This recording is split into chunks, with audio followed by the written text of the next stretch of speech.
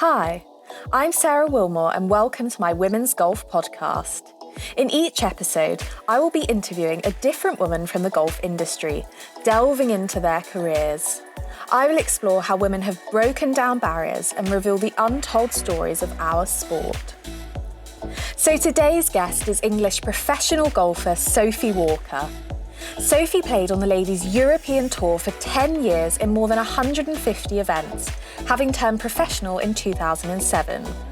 She's now one of Sky Sports Golf's main presenters for their Ladies European Tour coverage. Outside the studio, Sophie teaches golf and volunteers as an England golf selector. Obviously, you had a really successful career on the Ladies European Tour, but how did you get into golf originally? I played every sport under the sun as a kid. Come from quite a sporty family. Dad liked cricket and football. Mum played squash. Brother played loads of sports. So we were always just dragged to sports clubs, I suppose. And part of that was being taken to the golf club every now and again. My dad was the handicap secretary at the golf club. So it was just one of those things. I would just pop down with him on a Saturday afternoon while he would do the scorecards, and that progressed to going for a little walk on the golf course on a Sunday afternoon with him, looking for golf balls, and then taking a few lessons. Kind of when I got a bit older, more like 7 and 8, where you could actually listen to somebody and take it all in, because I mean, you do see the child prodigies now, but I do think with golf, you haven't done it from literally a baby. You need to have a skill to listen. So booked in at about 8 and 9, and then joined the golf club at 10, because you weren't allowed to join the golf club until you were 10. Okay. Back in the day. But thankfully that has changed now. Yeah. So yeah, pretty much my dad. And then I was quite fortunate that a few people in my school and my class played golf. So yeah, we just ended up all kind of being down there together in the summer holidays.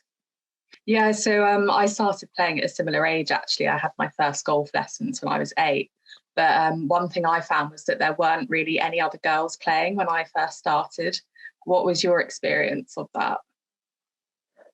Very similar. I was just played with the boys, but I played football with the boys from a young age, and I got to like 12 or 13 and I couldn't play football with them, but I could play golf. So that was a really easy transition for me.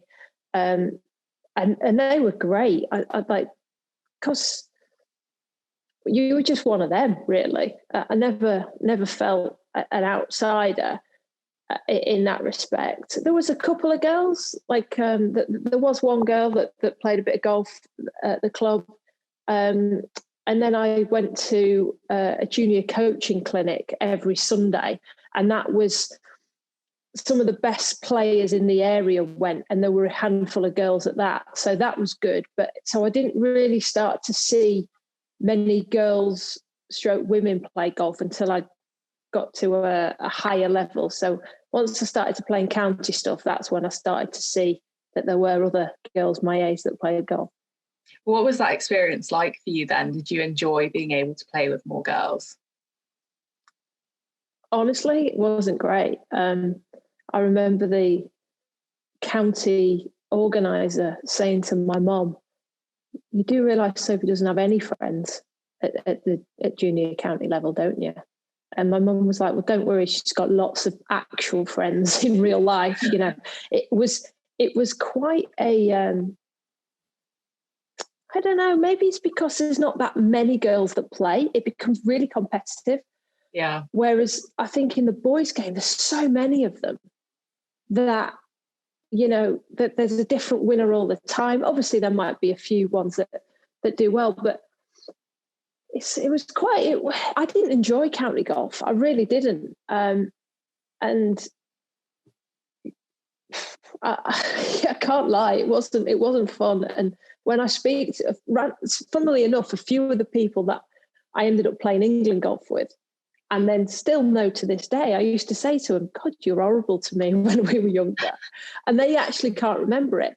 But then when I got to about 15, 16, I was the best in England. So I just got my own confidence then, and it didn't really matter. But I remember thinking, oh, I don't really fancy all this county level stuff. It was, it was a lot of people thinking that they were better than what they were, which was a bit of a shame, really. And hopefully that's changed. Yeah, I mean, I've done quite a bit of county golf, and you definitely get different experiences. I mean, the count I play for Surrey, and there's a lot of really good players in England internationals, and it's definitely competitive, and getting picked for teams is competitive. But I think generally speaking, all the girls get on, and it is a nice environment to play golf in, which is good. By the time I got into England squads, I had the time of my life. So it was a huge difference between the county and the national level. Did it ever put you off then when before you got to that stage of playing for England? Did you ever consider quitting golf or just seeing it more as a sport for fun? No, I just quit county golf, really. Okay. So I never got any county colours. I don't even know if they still do that now. Yeah, they do. Yeah, just didn't represent the team. There's another thing to this, like Lincolnshire, where I grew up, is a huge county. It's about two hours long, and I lived at the very north of that county. So for me to go to a county game of a weekend, it could be a 4-hour round trip. Wow. And because I didn't like it, you can understand why your parents are like, well, what are we doing then? Yeah. So I decided just not to play in a lot of county stuff. Didn't play much county girls. I think I would have played the county championships and stuff like that. But as a team, never played much. And at a senior level or women's level, could take it or leave it, really. I think if you would speak to a lot of people in the Lincolnshire setup back then, I wouldn't say that they thought much of me, but I didn't think much of them. So it was. I never wanted to quit golf because I still had golf. I still had club golf, and then I had a year where I just literally won everything I looked at 15. So I just got catapulted into the England setup. So county golf didn't even matter at that point. Obviously, you had a successful career with England and then went on to secure your Ladies European Tour card, and you're on tour for more than 10 years, played in over 150 events. What was the highlight of your golfing career? Oh, wow. It's a tough one. I never won on the LAT, which looking back is a shame, really. But then I didn't give myself enough opportunities. I think you've got to put yourself in that final group or in the last few pairings more often, and I probably didn't do that enough. I think towards the end it got better just because it was on television more, so I had a memory that I could share with somebody. So I remember the Spanish Open. I holed my final shot on the 72nd hole, and I couldn't see it because it was a raised green, and it landed, it spun back and it went in, and that got caught on television. So it was almost, I could share that with people at home watching, which normally you don't get that. They're almost looking at the internet, just refreshing. So Spanish Open was a massive high. And playing in Opens and US Opens, that was pretty cool. Playing against just the best players in the world. The Open for me is the one, and to be able to play in front of that. I've been going to Birkdale and going to Lytham and having literally the stand, and you look back and you know everybody in it. You feel like that's pretty awesome. That's really cool. So is there anything that you would change then, looking back on your career? You said that you never won an LET event. Is there anything you would have changed in how you approached your game and your practice? Yeah, I would have not bogeyed the last hole in the Scottish Open, and then I would have won it. So yeah, that would have been one. I think looking back at it, I feel like I played golf at, I don't know if it's a funny time, but when I watched golf on television as a kid, I had Tiger and Annika. and they never lost. So you'd never see Tiger shoot 75 last round and lose an event. Every time he needed a putt to make a putt, he'd make it. And I felt Annika was the same. So you became a perfectionist, and you search for the perfect swing, like an Adam Scott swing.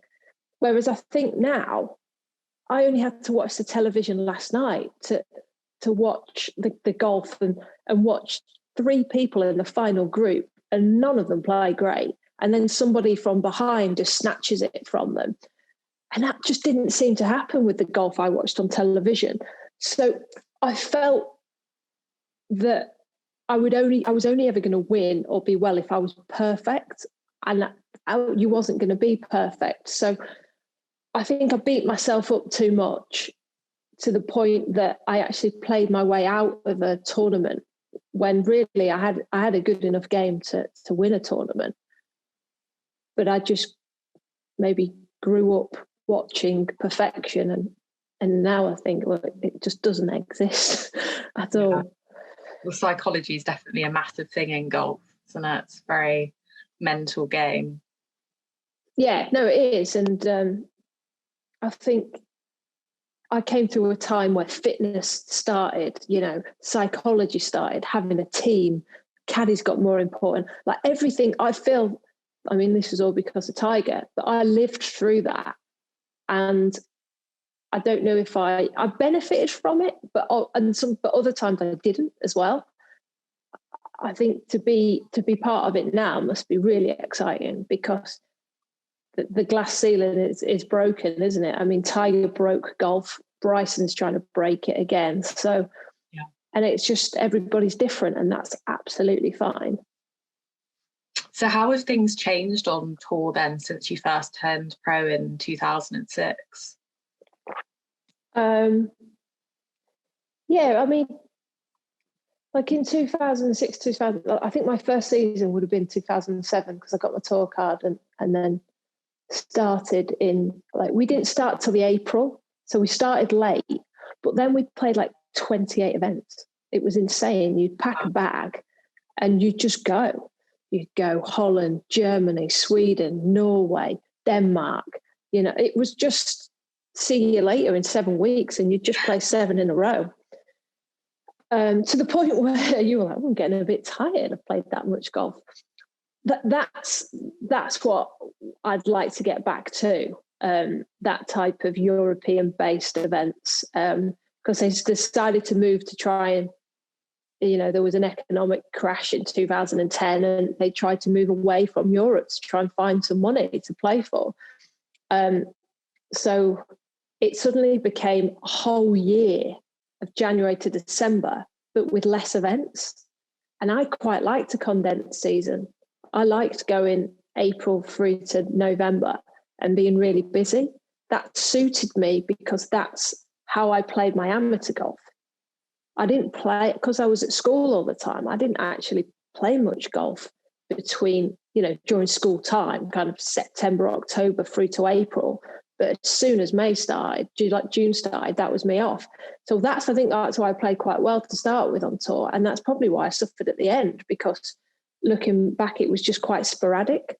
In terms of like the ability of the players, I think that comes in peaks and troughs, really. Like I was saying with the women's game in general, you might get 3 or 4 good juniors or county players at Surrey that then come through together, like we have done in the England level at the moment. But then you might not have anyone for a while. And then somewhere like in Yorkshire might get some good players. And I feel like that happens in the ladies' game. So at the moment, Denmark's having a bit of a surge with Emily Pedersen, Nicole Brock Larsen, Nana Madsen, that type of thing. And then Sweden took a dip, which is unusual. So stuff like that happens all the time. I feel like it's more professional, and I don't know if that's a good or a bad thing. There's a lot more quite individual now, whereas it was a little bit more. It is friendly. That's not the wrong word. It's friendly, but it's because you're playing for more money and stuff like that. It just becomes more serious. So you alluded there to county players coming through the England golf setup.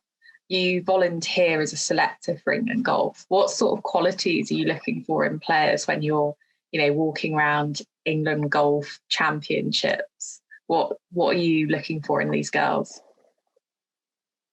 I think it depends kind of age group wise and stuff like that. I think that there needs to be a commitment to what they want to do. I really like, you can tell the ones that know where they want to be, what they want to do. Like someone like Georgia Hall, she's so driven. You can see it straight away. I'm looking for that. I'm looking about how they handle themselves on the golf course, their ability to make birdies. Everyone can have a bad day. And that's what I say. Like, I don't mind you having a bad day, but I want to see you make the most of your good days. How far can you push that needle? How low can you shoot? And just to not be kind of too scared of going low. I think that would be something that I would encourage everyone to try and do. We all make mistakes. You're going to make a mistake. Obviously, you try and limit your mistakes, but don't be scared of trying to pull a golf shot off. If you put the hours in and you put the practice in, back yourself to pull the shot off. And that's what I'd like to see just in general, probably in the women's game. But the England golf's just great because it reminds me of what I used to be like, how I used to feel. So I try and be as approachable as possible, not hide in a bush like a lot of the selectors do. I want to talk to the kids after the play. Like, I want to help them play well the next day. How do you shoot a good score and shoot a good score the next day? How do you come back from a bad score? All that type of things. Like, at the end of the day, if they shoot good scores, they're going to get picked. It's just the way it is.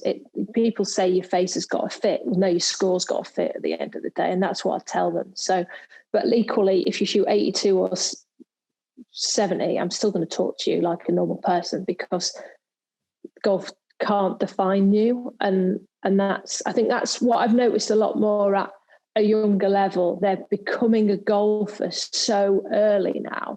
Whereas I didn't really become a golfer until I was about 21. Whereas now they're like 12 and they're golfers. So what do you think the effects of that are? Do you think that can be beneficial to people in the sense that they know where they want to go and they're driven to achieve that? Or do you think they can end up being pushed too early, too young? Very much depends on the person. I mean, there's a lot of success stories that have decided very early on that that's what they want to do. And if you speak to the best, they don't have a plan B. Georgia Hall, Charlie Hall, I even saw like an Eddie Pepperell thing. He was like, I didn't have a plan B. Tiger Woods, if you look at the documentaries on him, there was no plan B. But the kid or whatever, it needs to be their plan A, not someone else's plan A, i.e. parents and it also, there's a lot of people that blow hot air up some people's arses, and they aren't good enough. Do you know what I mean? Like, there's very few that are really going to be good enough. So I would always encourage people to stay on at school, just to give you a more rounded life, to make you appreciate golf. And I do see some kids that get totally lost. They quit school at 16 and they're forever wondering what their mates are doing at college type thing. So I would encourage people to at least try and stay in a friendship group and school as long as possible. But equally, some people want to be on their own. It's really the personality. You can see, it's almost the personality you can see which suits somebody that steps away and just practices, and the ones that stay on, go to college at university, like in America, for instance. And there's been successes both ways. But in answer to your question, I wouldn't limit everything at such a young age. I would still try and keep your options open for longer than even you think. And you obviously went on to study at Loughborough. Was it sports science that you studied there? Yeah, of course it was.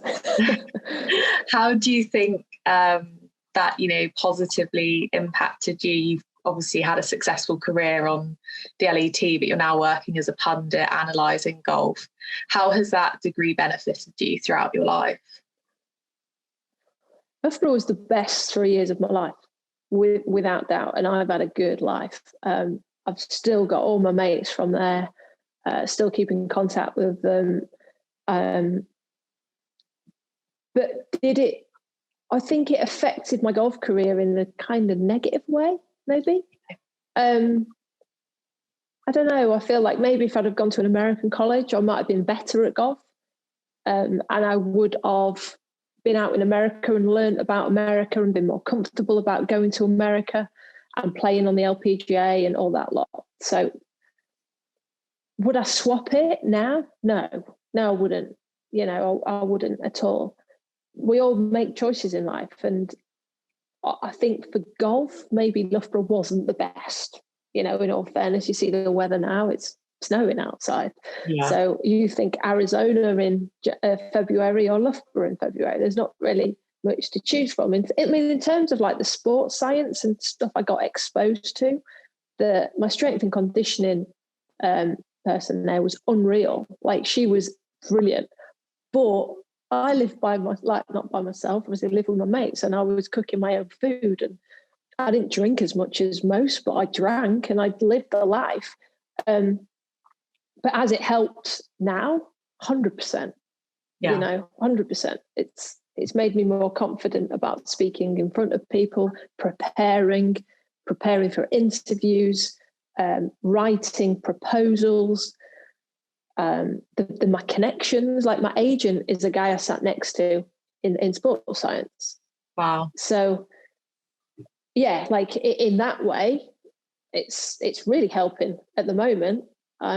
And I'm sure it, like, my best year as an amateur was my final year at Loughborough, a third year, which shouldn't correlate with dissertations and exams and pressure, but it did. So I was somebody that quite liked an alternative so I could switch off from golf. Maybe when I became a professional, it became all about golf. And that might have been why, and though I was successful, maybe not quite as successful as I would have liked to have been, because I perform better when I've got something else to, you know, think about. So what was that transition like for you then, from playing professional tour events week in, week out, to then being off the golf course, you know, behind a camera, sitting in a studio? How did that feel? Well, I mean, I always made the weekend, which was a bonus. Didn't have to worry about making the cut. I was getting paid for 4 days' work, so that was nice. It was a transition which I planned for. So I did a little bit of work with American Golf that got me on Sky Sports to do the major, the A&A Inspirational, probably in about 2017, maybe 16. Did it, liked it. Thought, oh, that was all right. I'd been coaching like players on the range, like at tournaments. People would be asking me for advice, putting advice, all sorts. So I was starting to kind of get distracted. I think I'd applied for a job actually with England Golf. Weirdly, I don't know what year it was, 15 or 16, I applied for a job at England Golf.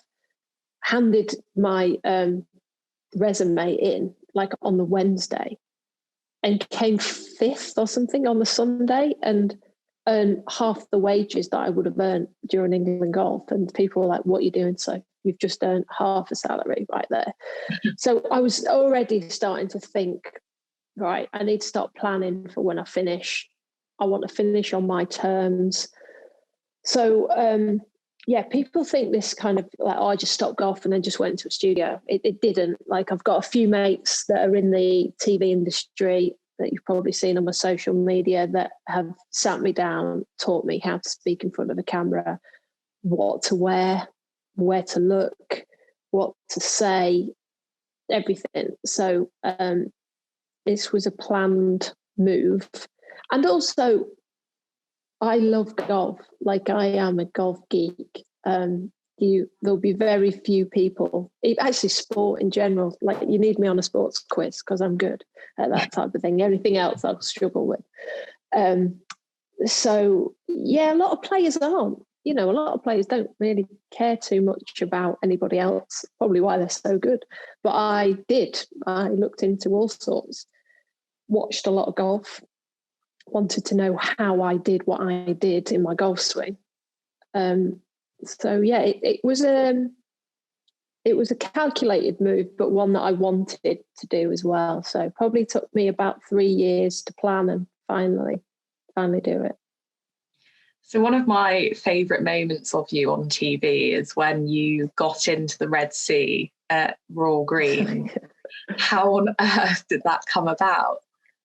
Yeah, so I mean, what's quite cool about working on the LET is there's a little bit more license because we're such a small group, and we're still trying stuff. We're still trying to get Shot Tracer to work.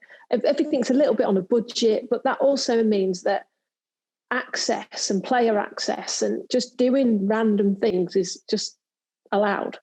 So we kind of decided early on in the season that we were going to do a little bit of, they'd put me in front of a camera and said, explain this hole in like 30 seconds.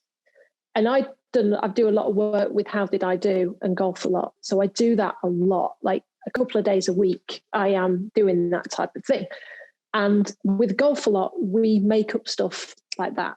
We're not very well planned because we're quite a small company in that respect. They're massive in the How Did I Do, but in terms of being a golf club reviewer, I'm quite new to it all. So we just kind of go, let's try this and let's do that. And it was a similar thing in Saudi. So the guy that comes along and does some of the video with me. He is an eccentric German guy. He's brilliant, right? But he's worked for like MTV and stuff like that. So He doesn't just do golf, he does other stuff as well back when he's at home. So he's called Helga. So he said to me, right, describe this hole. So I said, well, you stand on the tee and if it's that windy, you've basically got to aim at those rocks and the wind will blow it across and it'll land on the green. So he said, well, let's show the line, shall we? And I was like, yeah, cool. Like, shall I get in the sea and, get my swimming costume on and all that type of stuff. And he was like, yes, get in the sea, like in a German accent. I was like, what? He goes, do it. So we did it. Obviously couldn't wear a swimming costume. One didn't want to wear one on national television or international television. But it's funny because a few of the players watched it that afternoon and they'd been out in the morning and they were like, Sophie, that is not the line on the 16th. Like, you don't have to aim in the sea.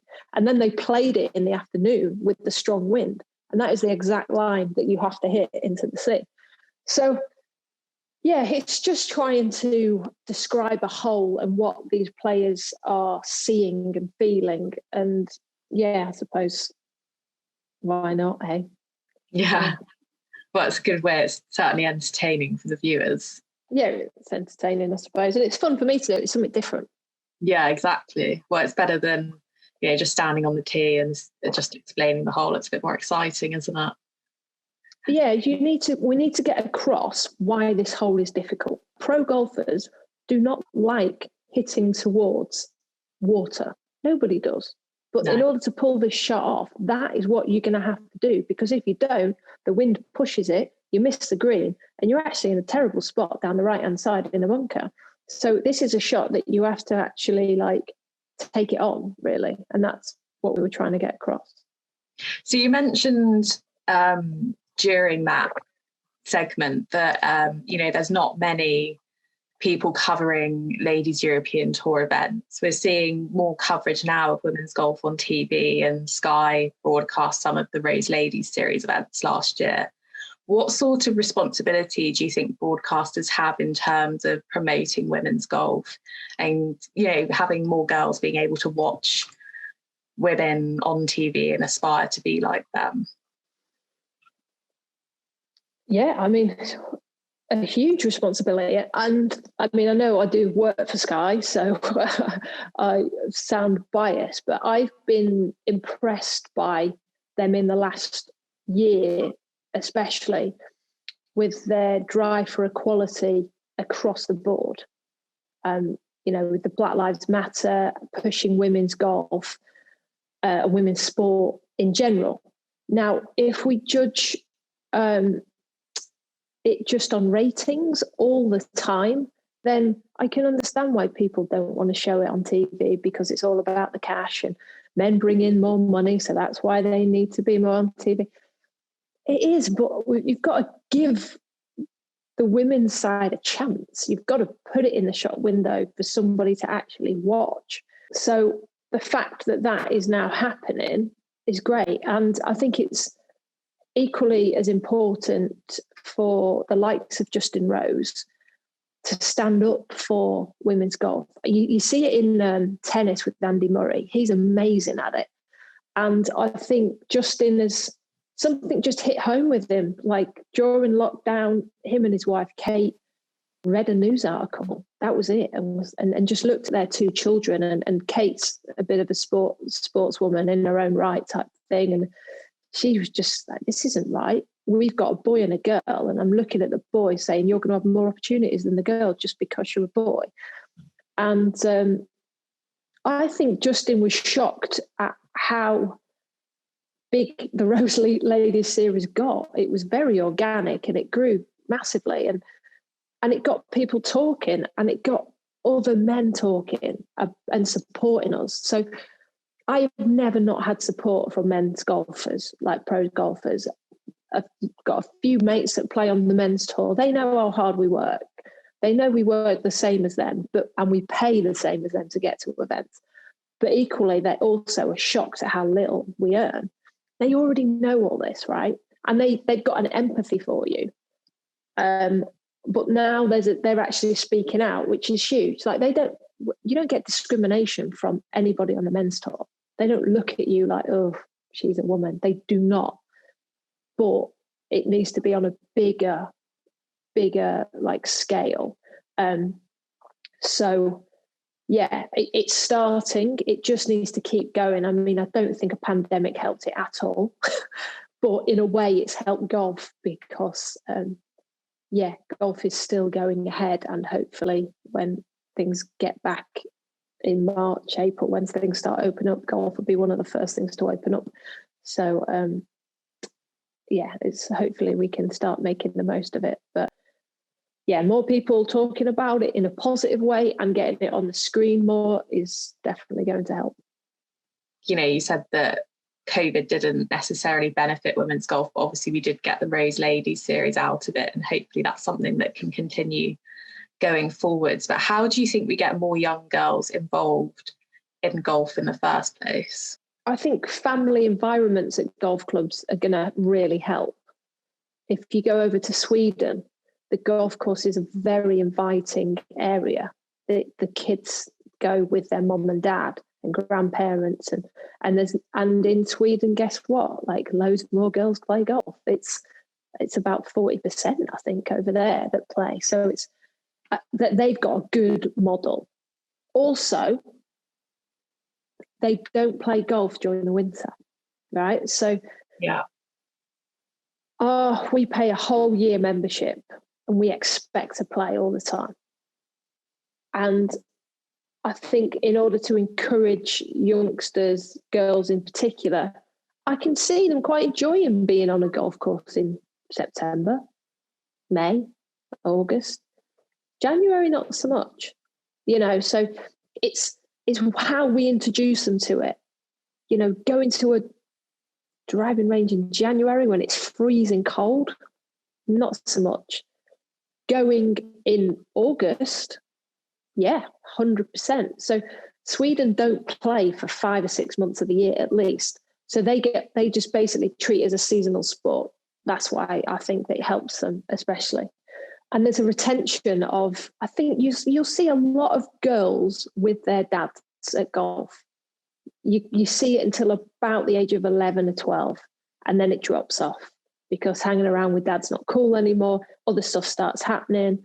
I stopped a lot of my sport at school when I was that age, 12, 13, because my mates stopped. That was it. And I was sporty. So it's how do we keep the girls in groups together? I think that's key for me. So that's what I always say when any guy, or mostly it's men, bring their daughters for lessons. First thing I say, does anyone else play? Why don't you get so-and-so at school to start playing with you? If she's your best friend, try and get... I think lads are a lot easier doing things by themselves, and there's loads of lads at the golf club normally, whereas girls aren't as good at doing stuff by themselves, and there isn't as many girls at the golf club. So we have to try and keep these little groups together, and make golf courses just a little bit more... I think golf clubs would like to be more family, orientated. I don't think once you get there, it's not that scary a place, but the whole perception of it is quite scary. So, yeah, I would like to see it more. Like, I used to go to a sports club with my family, and it was great. And I would like to see a golf club more like that. Well, we were talking earlier before we started the interview about the weather at the moment, and it's currently snowing outdoors and the lockdown, and how, it's, even if golf courses were open, it just wouldn't be very inviting. How have you found the past year with all the various lockdowns? And I imagine that, you've had to cancel quite a lot of lessons, and there's not been as many broadcasts. What has it been like for you personally? It's a funny one when you're trying to get a career kind of up and running, and you feel like you might be getting somewhere, and then suddenly, the first lockdown was hard because the weather was so good. That was annoying. Yeah. And also you had no idea how golf was going to bounce back. Like at one point I thought, professional golf would be cancelled all year. I'm not going to work like for Sky all year. I'm not going to broadcast for the LET. Wow. Like, what do I do? And then suddenly June the 1st hit, and I've never been busier. So pretty much this 12 months, I've almost had 6 months off and 6 months working every hour available. So I feel like a seasonal worker to the extreme. I did know how important golf was to my mental health, which is weird because on tour it was not good for my mental health. But when I came off tour, I realised that golf was good for my mental health. Going out for 9 holes, switching off, going out with your mates for 18. I still play a lot of golf because I enjoy how that makes me feel. Going out for a walk, having a chat, being a bit competitive. Everything which you have to do during lockdown at the moment is like, go out, have a walk with your mate, have a chat and have a coffee or whatever it is. That's golf. Like, that's why I can't understand why it's not allowed. So that's why I would encourage people to get into it when this is all over, because there's not going to be many things you are allowed to do. And you're ticking a lot of boxes doing golf. You've got a little bit of a competitive element in there, which is great. It's going to get you thinking, because you've got to think your way around a golf course. So I think mentally it's affected me. Financially, it's not ideal. It's far from ideal, but I'm okay financially. It's not that. But that's why I started to do the volunteering at the NHS, because I just needed to get outside. Like I didn't realise how much of an outdoor person I was, and I do like speaking to people. So I started volunteering at the vaccine centre in January. And hey, being in a car park for 6 hours, freezing, I never knew it was so fun. So it's good then that you've managed to find something that you enjoy to do during the lockdown. How does it feel as well, knowing that you're helping people, helping to combat the pandemic and return to what might eventually be normal life? Yeah, I mean, I joke with my friends that I'm off to save lives, but I mean, I'm not jabbing. I'm literally stood in a car park or a meet and greet, telling them, can you wash your hands and wear a mask? So, yeah, it's more just getting some structure back in. Like I spoke earlier, like when I've got structure in my life, I perform better. So the structure of having to be there at a certain time, working to a certain time, that's really helped. And yeah, I suppose it is a positive. Like there's been a lot of negatives going on with how we've handled this pandemic, but I do think so far so good with the vaccinations, and it seems to be we're at the forefront of it nearly in the world, I would say. So that's quite cool to be a part of that. But yeah, I'm the very, very smallest part. It's helped. I think it's helped me as much as the people that I speak to, which has helped them. You know, some of them have not been out of the house since March. So I suppose speaking to somebody a bit different, it's maybe helped them. But yeah, very, very small cog in the vaccination drive. I'm sure it's much more important than you think, directing people to where they need to go. Otherwise, they'd never actually get there. Yeah. So I've got to ask you the classic question then, Sophie. You said, golf's such a good social sport and you enjoy being able to play with your mates. What would be your dream four ball? Oh, anyone at the minute. Yeah, just to see three people would be a bonus, wouldn't it? Yeah, I mean, everyone always, like, you get this all the time, and I never go far away from, like, Tiger is the one, really. I'd probably put, thing is, then it's like, if you put Rory in there and then you put like Annika, it becomes a very intimidating four ball. So I'd kind of think I just want to watch if I did that. So yeah, kind of honestly now it's seeing my mates again. So me and three girlfriends went, we did a pro-am in Scotland kind of it'll be a year and a half ago now. And it was the first time any of us had done a girls' trip golfing. We'd all played with lads, but we'd never done a girls' trip golfing. And we had one booked for Portugal that got cancelled in March. Then we had another one booked at the Belfry that got cancelled. So yeah, we're all just quite keen to just get together, the three of us, and switch off, play a bit of golf and have a bit of a laugh. So it's quite nice. Two of us went to Leeds University, two of us went to Loughborough. So we have a little bit of competition, healthy rivalry. But yeah, literally at the moment, it's three girlfriends. That's it. So who do you go with on your girls golfing trips then? It's Sarah off Sky Sports. So Sarah Stirk, Georgia Bingham, who was TalkSport, well, formerly TalkSport, she's giving it up now, and Naga Monchetti, who's on BBC. So it's normally me and Sarah, because we're Loughborough against the other two. But yeah, so it's quite nice. It's just like a good bit of fun, and they're all good golfers. So yeah, and very competitive, which is good. Yeah. Work hard and play hard. Yeah, it's good. Is there a clear winner, or is it generally quite competitive? Naga's pretty competitive, really competitive. Georgie's not so much. She's quite blasé. And Sarah is like the silent assassin. She's all sweet and innocent, and then the next thing you know, she's made a birdie net eagle, and it's like, woof, here we go. So, yeah, I think Naga probably plays the most.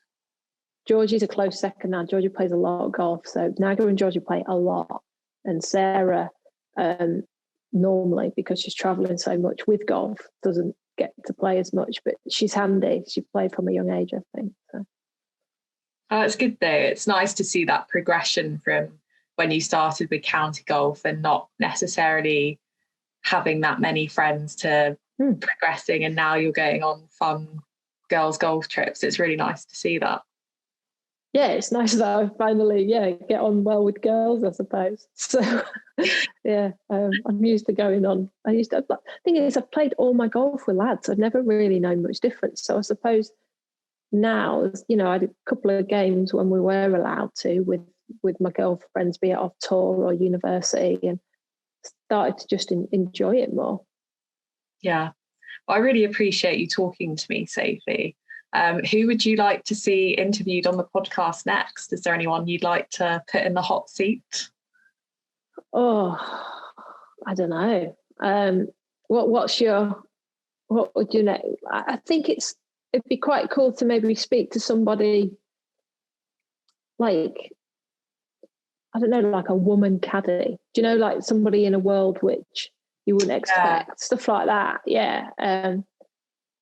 I think, somebody in a woman in a man's world in golf. I think that's quite cool.